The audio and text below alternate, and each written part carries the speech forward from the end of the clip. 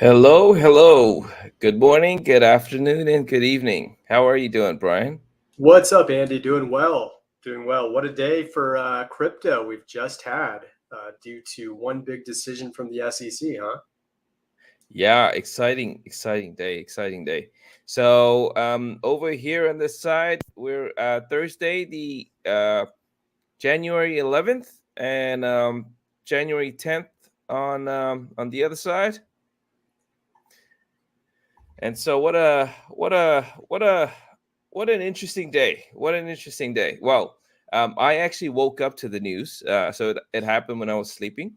Um, so today's the day that the SEC approved 11 ETFs. I think. Correct. Yeah. All What? 11 that had spot ETF applications were approved. I think the SEC's decision and rationale was they wanted to give all ETFs a fair chance and not give any, you know, favorites an edge to, monopolize the market. Yeah, that's. I mean, what a. I mean, remember this date, January 10th. 110.24, big day for crypto. 110.24, and I think there's a a lot of capital that's waiting to rush in. I've scouted. I mean, I've seen a few numbers, but I think yeah, they're definitely. And what's interesting is well, whilst the price of Bitcoin did go up a little bit, the price of ETH went up even more. Yeah, look at Ethereum Classic in particular. It's gone up quick 25%, which I find very fascinating. That is interesting. Oh my. Yeah, altcoins have just exploded, and we can go over that today. But yeah, our metrics are certainly pointing to a whole lot of interest in a second alt season to kind of be an encore to what we saw back in October and November. Oh, right. So let's just jump straight into it. I mean, it's let's see what's happening on chain. Like what is going on? It is it's been it's been pretty controversial as well because the day before the approval was announced, the SEC's X account was Compromised. hacked. Yeah, it was compromised. Now there's been a lot of talk on X whether it's it was compromised or fat fingers, but it happened and then it was removed and they got it back pretty quickly. So Right. yeah, and then the next day it was approved. So this is yeah, let's jump into it and see what do the on-chain metrics tell us. Yeah, and by the way, there's a conspiracy theory out there that the SEC let out the news early on purpose just to see what kind of reaction there would be from the markets. And we saw similar yesterday to what we saw today, which was a lot of altcoin surges and Bitcoin seeing a jump, but not a severe one. So now that the announcement has been official, that same reaction happened. Who knows? I mean, conspiracy theorists have ridiculous ideas, but when there's this much money at stake and there are people involved in the SEC's announcement who want to see where the pumps are going to come, why not do it a day early, right? That's the tinfoil hat theory out there. So that today they were fully prepared to get into assets like Ethereum Classic and some of the other ones that are pumping right now. Yeah, yeah. On our side, what interesting news to wake up to. So Absolutely. as you can imagine, I got up this morning. First thing you do, you check what's going on, what happened overnight, and then I was just scrambling to get news to see to catch up on what had happened while I was sleeping. Right. Yeah, it happened in the middle of the day here, so we were kind of monitoring Gary Gensler's announcement, and once it came forward and people believed it was real this time, it appeared that the market reaction was pretty immediate. Algos were definitely ready to start pumping altcoins just as they did yesterday. Yeah, yeah. It's interesting that it isn't so much a sell the news event because Bitcoin's still at 46, I think now. Yeah, 46 ish. Correct. Um, 46.6. yeah, yeah. So it doesn't appear to be a sell the news event. So it's interesting. It was more of like a avoid massive disappointment news, because it was already so baked in that Yeah. the only thing that was going to change too much would be if the ETFs that everyone was anticipating actually were not approved, and it was all just a big trap. And then I think there would have been some pretty devastating market cap collapses. So we Oh, avoided disaster. We're seeing altcoins get rewarded, even though this is supposed to be about Bitcoin. yeah. Um, I've had a few thoughts on why that is. I think that it's more just greed a little bit, with the expectation being that Bitcoin will go up. So why not, be in a coin that's going to go up 3x as quickly? Um, Yeah. it's a mild concern seeing this pattern, because in most cases and throughout the ETF good news getting closer and closer over the past 3 months, Mhm. we typically see Bitcoin pump and then altcoins follow.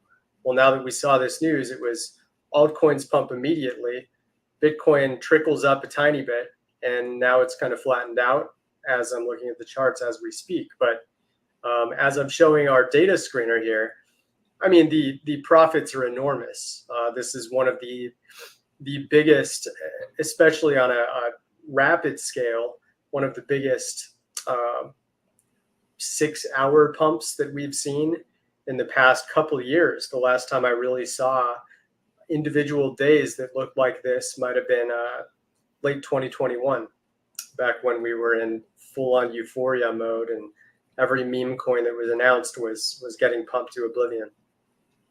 Oh yeah, yeah. It's So yeah. I Look mean, look you look can at see E. Ethereum Classic here, 23%. Yeah, go on. Wow. Yeah, no. I was just saying. Look at ETH. Was that at Right. 34? Yeah. So Ethereum Wow. is it's at a year and a half high. I believe it was May 2022 that we last saw prices at this level, above 2,500, and it actually breached 26 briefly. So Ethereum certainly got a good reaction. I was curious on Bitcoin Cash, because that previously saw a nice surge whenever there was positive ETF news, but it's actually underperforming compared to a lot of these alts right now. The big one, Hex, has been pumping. I don't even know how much this is related to the ETF, but over the past 3 to 4 days, it's been the leading performer among top 100 market cap assets, uh, despite Richard Hart's legal trouble that he's been in. I mentioned Ethereum Classic, Arbitrum right there with it, Mantle, Synthetics having a big surge, Phantom, Matic, Polkadot, Avalanche, Cardano, just to name a few that are particularly going well right now. But yeah, it looks like prices are going well. Look at the social volume gain, by the way. Ethereum actually getting a lot more discussion than Bitcoin, which I find really fascinating compared to the previous day. So perhaps this is more a sign that Bitcoin already was the talk of the town. So how much could it continue to grow? Whereas Ethereum and the benefits of its market cap growth is more of a topic that has gotten the spotlight now that the approval has happened. Yeah, I'm thinking perhaps, the talk of town now is that, well, now that the Bitcoin ETF has been approved, what about the Ethereum ETF Right. possibly? Yeah. I mean, I don't know the specifics of all 11 ETFs. I would imagine that there are some exposure benefits to, the big three or big four, Bitcoin, Ethereum, Litecoin, and Bitcoin Cash, kind of the original ones that were on Coinbase back when I Yeah, first got into crypto in 2017. yeah, Um, but yeah, I think that there is some definite exposure to Ethereum in some of these, and they're kind of combined ETFs with some of the top caps out there. meaning that there should be some benefits to some other ones, like Polkadot and Cardano in particular are ahead of the pack right now. So that would make sense. But you can see the overall Bitcoin ETF discussions, absolute surge, as you'd expect. Everything else is pretty modest. I'm starting to see a little bit of a bull market spike emerge here. I wouldn't be surprised if this grows very quickly. That would be a sign of euphoria. We do want to avoid that, no matter how objectively good this is in terms of creating new exposure for crypto. If the entire mainstream decides that 50K is an inevitability by the weekend, that likely means it's not an inevitability, and whales are going to pounce on all of those small buy orders that are coming in and create some sell walls. Yeah. And we can see trending tokens. Bitcoin is number one with Ethereum right behind. That makes perfect sense. Now, our AI summary is actually stating that Ether and tokens of Ethereum-based applications like Lido DAO and Arbitrum have seen a surge in value due to speculation about the potential approval of an Ether exchange-traded fund. So that's exactly what we're speculating. There might be, perhaps there already has been, an approved ETF specifically for ETH-based tokens, which would make sense. Lido and Arbitrum have been on an absolute skyrocket path the last few days. You can see here it's the number 3 asset, Lido. Wow.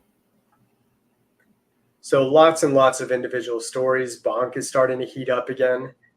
The airdrop token for the Solana blockchain, that was one of the big stories at the end of December.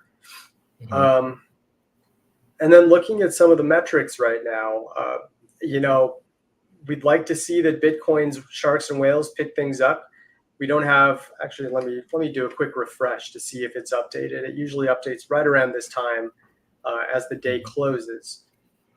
Not yet, but I would expect that we see an uptick in whale holdings and potentially. This one's interesting because with ETFs, you would assume that more dollars actually. No one's talked about this from what I've seen, but stable coins actually may see a shrink in market cap with alternate ways to purchase crypto with dollars now, right? So stable coins actually may take a bit of a hit. What do you think about that?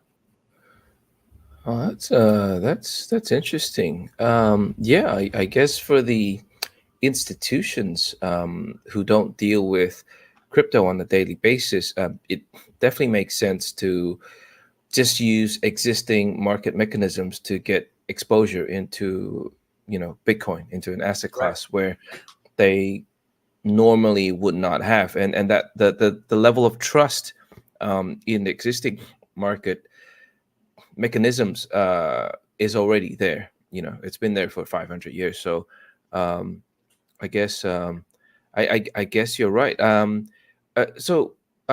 But whether or not USDT, USD stable coins will shrink. That's an interesting one. I think there are still a group out there who prefer to hold Bitcoin, native Bitcoin. Sure. Whether in their ledgers or their trezors or in institutional grade wallets. Whereas there will be that possibly much larger group that would just prefer to have exposure. They don't care how it's held or whatever. They just want exposure to the asset class. So yeah, it's going to be an interesting one. Yeah, check out this post. And there were a few replies kind of related to the positives and negatives of holding actual Bitcoin on crypto exchanges still. So a very popular Twitter handle, Altcoin Daily, who are nice guys. I've spoken to them before. They announced that it's now technically cheaper to buy a BTC ETF than it is to buy actual Bitcoin on Coinbase. And they show the founder of Coinbase looking sad with fire in the background. I think I think this is an interesting point. A lot of people are saying, oh, well, now maybe Coinbase will lower its fees because they have less of a monopoly on the entire uh, American, uh, protocol for purchasing crypto. Some people immediately say, still won't buy an ETF. This person said that cheaper ETF Bitcoin is 100% confiscatable by the government. Have fun sleeping well at night. I find that to be a very interesting comment. Uh, I don't know how realistic that is. There's certainly a greater than 0% chance that can happen, but for this much lead up, it would be pretty shocking if the government were to approve an ETF and then ban crypto, as they're implying. Yeah, yeah. I think I I saw a comment or a post the other day on X where they mentioned that because each share can represent X amount of Bitcoin. So there's always, for the investor mindset, there's always that psychological thing, especially for non-native crypto investors. They're thinking, oh, like they would have to purchase one Bitcoin, and that's $46,600, and there's they can't afford that. But if it was 0.0001 per share, then it kind of brings the price of Bitcoin down. And for Mhm. the non crypto native investor, that then they're thinking, so the traditional investor, they're thinking, oh well, Bitcoin's a lot more affordable now, and I can purchase a share of Bitcoin or many so Right. I think there's that psychological play you know at play for the traditional investor as well. It's like, oh, it's a lot more affordable now, I can get into Bitcoin. Yeah, absolutely. I mean, there are certainly a lot of pros and cons, and the ease of actually purchasing is probably right there in the forefront. Exposure is such a big deal when it comes to crypto, which requires kind of a learning curve for people, and ETFs kind of allow the traditional investors with large capital, especially people in the 60 plus age group, they absolutely don't like to dabble too much into crypto exchanges like younger people do. So now they have a means to get some exposure in their traditional interface that they're used to. um, this person makes a good point too. Little do people buying ETFs know that if the price rises or falls 7%, they won't have the ability to buy or sell. I'll stick to my cold storage wallet. Well, I think what he's saying is when the traditional markets aren't open, you certainly can't sell. Or if you're just a long-term investor and you care about capital gains, you wouldn't want to sell, and you're kind of stuck with it for long-term investing. So there are a lot of those cons that are being brought up now. Yeah.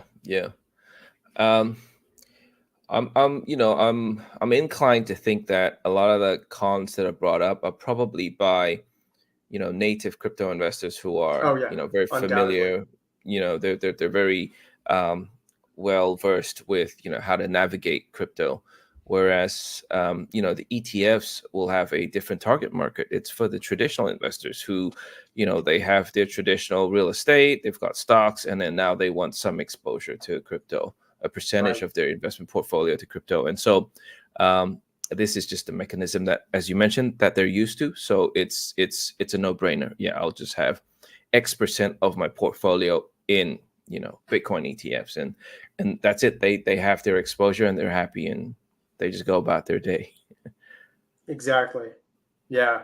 And if we look at some of the on-chain metrics that are highlights of what just happened, we can see on-chain transaction volume absolutely blasted off, highest level we've seen since April, and that was right when when Bitcoin's price topped. But this is more of a price reversal indicator than anything. We see another instance where uh, in the past year this was the largest day back on February 10th, and that was essentially a local bottom. So it can go both ways. I think overall, more transaction volume is good. Address activity hasn't really expanded too much. circulation, as you know, we have a model for it, and we can actually see that as of January, we're in a bullish divergence for the first time in a long time, with lots and lots of unique coins being moved on a day-to-day basis this month, even going up to the ETF. So that's a good sign there. And then we've got MVRV, which is understandably going to be pretty high right now. Average returns on the 30-day scale is sitting at around plus 7%, but the long-term investors, they're up an average of 42%. That's a little bit of a concern because when we zoom out, let's say to the last 8 years or so, you can see that MVRV spends a pretty even amount of time, if you just look at the yellow one, above or below 0%. And the higher we get above, the more likely we are to see a big top like that. So regardless of the great news, which everyone already was expecting to happen, there's still some dangerous signs based on how much profit those long-term investors have already realized here. Yeah. Another thing to look at, funding rate. I think we should be paying a lot of attention to now. We are certainly going to be seeing more longs opening up. I have a model which will actually show multiple assets at the same time. Yeah, so other than a few exceptions like Binance Coin, it's still fairly neutral right now. For some reason, VE Chain is the lone one that's really getting shorted aggressively at the moment. And Ethereum actually is also being shorted, which could only be good for Ethereum's prospects of continuing to rise and maybe even get close to 3,000 if Bitcoin stays stable for a little while. But yeah, not too many aggressive longs now. I think that's going to change soon. I think especially when your area of the world starts to wake up and Europe does, and they see the news, they're likely going to be quite bullish and start opening some margin trades there. Yeah, it'll be interesting because as usual, like news takes a while to travel. Only just because we're on top of news like 24/7 doesn't mean Right. everyone else is. So it takes a while to disseminate. Yeah, it'll be interesting to watch. Definitely. You can see whale transactions easily the highest day in the past year, with well over 3,300, almost 3,400 separate transactions that were valued at over $1 million. That's a big deal. That means there's a lot of interest and polarization from these huge key stakeholders for the top asset in crypto.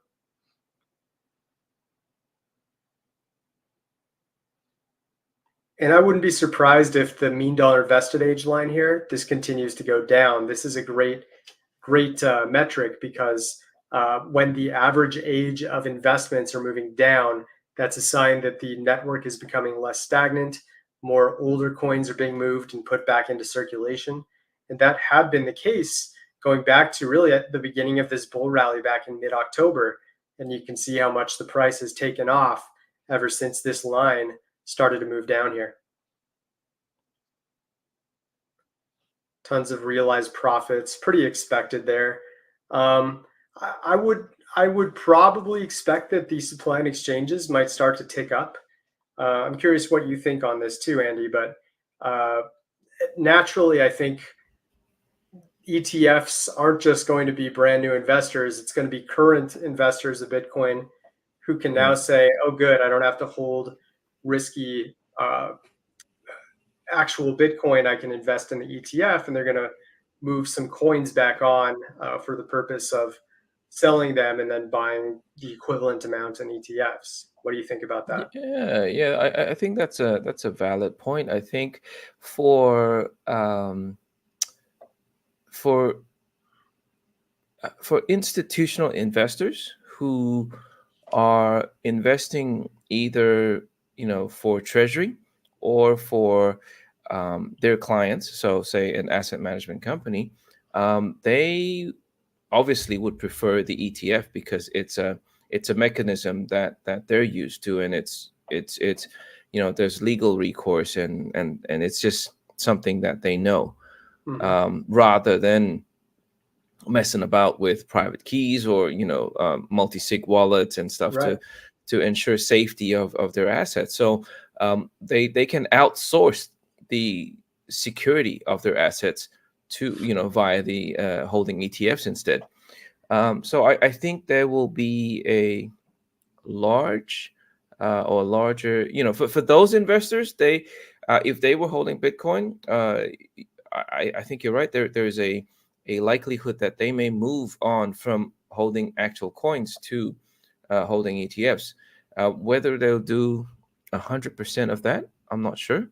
Um, and I guess there will be that that group of crypto natives who understand the value proposition of Bitcoin and prefer to hold Bitcoin because of the properties that it has, being trustless, being borderless, being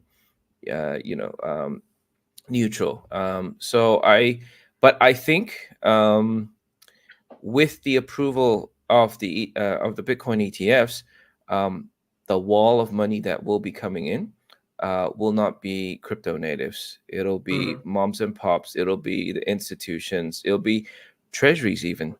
Of companies who just want exposure to the asset class. So I think in time to come, you might get a much larger holding of Bitcoin through ETFs than you would through the crypto natives who actually understand the properties of what Bitcoin brings. Right. Yeah, that's a really good summary. I think that crypto may be changing forever as a result of this. It's not just new ETFs to supplement, uh, the current way that crypto runs with exchanges and treasures and ledgers being kind of the primary way that people hold them. Those are no longer the only three options, and I'm sure I'm forgetting plenty of other smaller hard wallets too. But if you're a self custody hardware manufacturer, you're taking a hit here because there's more Yeah, competition now that's taking away the incentive for that to be your only secure way, assuming you don't yeah, believe in exchanges, to hold crypto. And I'm yeah, really fascinated to see how this changes a metric like supply and exchanges, and whether when supply and exchanges starts to go up like we expect, will it even mm, matter? Will it be a bearish indication like it used to be, now that people are simply moving to exchanges so they can get into ETFs instead? uh, yeah, that's not necessarily a bad thing for crypto, yeah, absolutely. And also, I think in that tweet that you showed before, let's not forget ETFs only trade during trading hours. So, if Yeah, something happened overnight, then it happens overnight, then you won't have the ability to make a trade or take exactly. advantage of it. You only get to buy and sell crypto for 6.5 hours out of the 24-hour day when you're in ETFs, as opposed to 24/7 like crypto exchanges allow. Yeah, yeah. Also, take a look at how dominance has absolutely skyrocketed. I think this is the highest day Bitcoin has seen in a couple of years. Easily the highest in the last year. Over 41% of discussions. Yeah, highest in 2 years. Last time we saw Bitcoin being discussed at this level was January of 2021. So clearly, it's gotten a lot of focus, and interestingly, it's altcoins that are benefiting from this big social dominance spike so far. So I'm very interested to see how that changes. Yeah, yeah. So, Brian, you mentioned earlier that we've got some crazy action happening on altcoins as well. Hmm. Do we want to? Yeah. Do you have any specifics you want to look at? No, just maybe just have a I don't know, an overview or a quick glance on the top few that have been going through the roof. Maybe I would. Sure. Yeah, I mean, we touched on this at the beginning of the call with just, Bonk and Oh yeah, SSV, Lido.